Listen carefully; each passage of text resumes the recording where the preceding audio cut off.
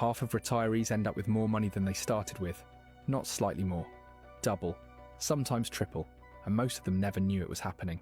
A retiree with $600,000 who follows the standard withdrawal rules has a better than even chance of ending up with significantly more than they started with.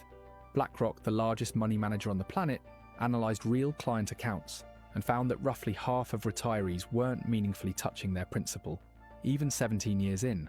The money was quietly compounding while its owner lived in fear of spending it. Independent financial research goes further. Half the time, that $600,000 portfolio doesn't shrink over a 30-year retirement. It climbs toward $1.8 million. So the question isn't whether you'll run out of money. For most people, the data says that fear is the wrong fear entirely. The real danger, the one nobody in this industry will tell you about, is something else. We'll get to it, and by the time we do, the way you think about retirement math will not be the same. Welcome to Mindcraft, where ideas become action, and action becomes your future. If you enjoy honest financial breakdowns that cut through the noise and actually help you take action toward your future, hit like, subscribe, and share this with someone who needs to hear it. It keeps this channel going and helps these ideas reach more people. Let's get into it. In 1994, a financial planner named William Bengen asked a deceptively simple question. What is the maximum percentage someone could withdraw from a retirement portfolio each year, adjusting for inflation, and never run out of money? He ran historical simulations going all the way back to the 1870s. His answer was 4%, and that single number became the unquestioned gospel of retirement planning. But here is the part that gets quietly left out every time someone cites the 4% rule. Bengen didn't build it for the average retiree.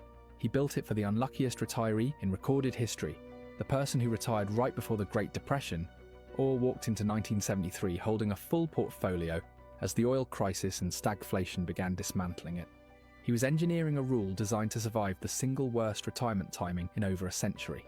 It was built for the outlier, and then the entire industry handed it to everyone else as standard advice. Think about what that actually means. You don't buy enough life insurance to cover the scenario where you die, your spouse dies, a lawsuit wipes out your estate, and the economy collapses in the same year. You insure for realistic bad outcomes, but somewhere along the way, retirement planning convinced an entire generation to insure against a financial asteroid and quietly call it wisdom. Here is what almost nobody asks next. If the rule was built for the worst case, what actually happens to everyone else? Michael Kitces, one of the most respected researchers in financial planning, analysed every rolling 30-year retirement period going back to 1870. The findings should be printed on the wall of every financial advisor's office. In only 12 out of 115 historical periods did a retiree following the 4% rule end up with less than they started with. 12 out of 115. The other 103 people ended retirement with more money than they began it with. 2/3 of the time, they more than doubled their wealth. Half the time, wealth nearly tripled. Sit with that for a moment. Half the time, $600,000 becomes $1.8 million after decades of steady withdrawals. And this is not a simulation. BlackRock looked at real accounts, real human beings, and found that roughly 40% of retirees held the same amount or more than their original balance nearly 2 decades into retirement. The portfolio was not being spent, it was growing, while its owner calculated and rationed and worried. This is where most people feel a strange mix of relief and frustration. Relief because the math is more forgiving than they were told. Frustration because nobody told them. And that frustration is worth holding on to, because it points to something important that we will come back to. Here is what the numbers actually look like for a typical couple. Married, both 67, at full Social Security age. Between them, roughly $4,000 a month in combined Social Security, close to the national average for a married couple. Portfolio at $600,000 in a 60-40 stock bond allocation.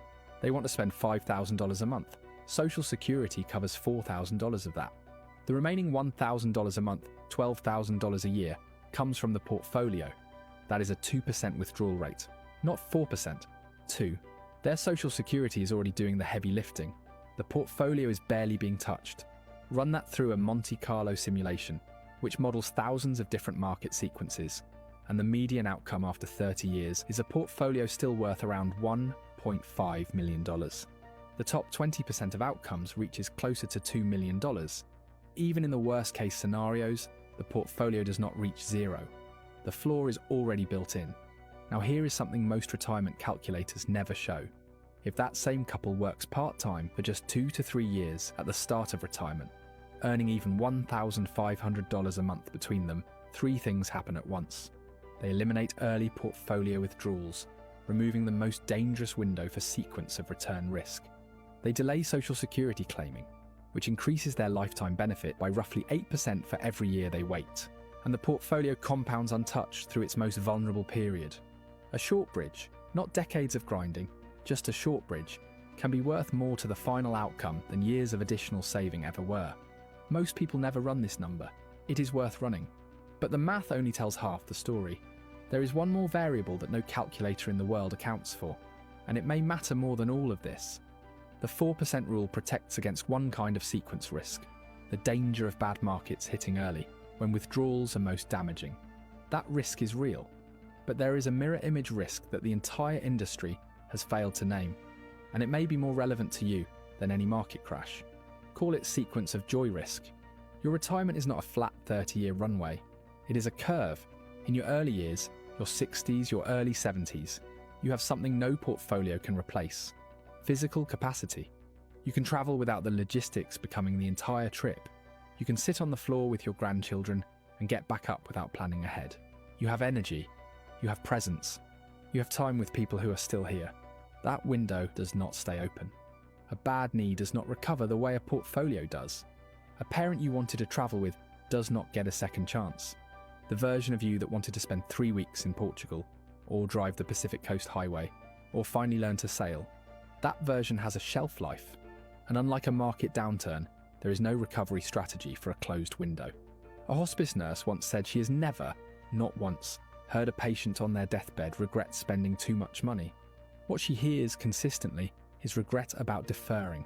Trips that got pushed back a year and then became impossible. Experiences that waited for the right time and never found it. The portfolio was protected. The life was not. The 4% rule was never designed to solve for this. It protects your balance sheet. It has no opinion whatsoever about your life. And here is the deeper layer. Many people who retire with $600,000 didn't accumulate that by accident. They built it through decades of discipline, delayed gratification, and quiet sacrifice. That's not just a habit. It becomes an identity, the saver identity. And in retirement, that identity quietly works against them. Spending down principal doesn't just feel financially risky. It feels like a betrayal of who they are. It feels like failure dressed up as freedom. Recognizing that feeling, naming it, is the first step to moving past it. So what does a clear-eyed approach actually look like? Think of your retirement spending in 3 layers. The first is your baseline: housing, healthcare, food, the non-negotiables.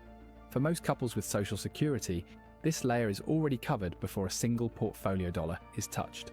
The second is quality of life spending: travel, experiences, time with the people who matter. This is what the portfolio is actually built for. The third is your legacy buffer: money you genuinely do not intend to spend, reserved for heirs or true emergency. The 4% rule treats everything like the third layer. The result is that most retirees protect their legacy at the direct expense of their lives. Bengen himself, in more recent work, concluded that for someone willing to stay flexible, spending a little less in down markets, a little more in strong ones, a withdrawal rate closer to 5.5 to 6% is historically supportable. That is the difference between $24,000 a year and $36,000 a year on a $600,000 portfolio. An extra $1,000 a month, every month, for life. The people who retire with $600,000 and end up with $2 million are not lucky. Their wealth grew because the rule protecting them was built for the worst case in financial history. And for everyone else, that overcaution quietly became a wealth multiplier. The reality is that the math is far more forgiving than the industry has ever let on. The real risk is not spending too much, it is spending too little, too late, on a life that had a window you did not know was closing. Retirement is not about protecting a number, it is about using one, wisely, intentionally, and while the window is still open. You spent decades building this. The math is on your side. The question is whether you will let it be. If this changed how you think about your retirement plan, hit like so this reaches more people who need to hear it.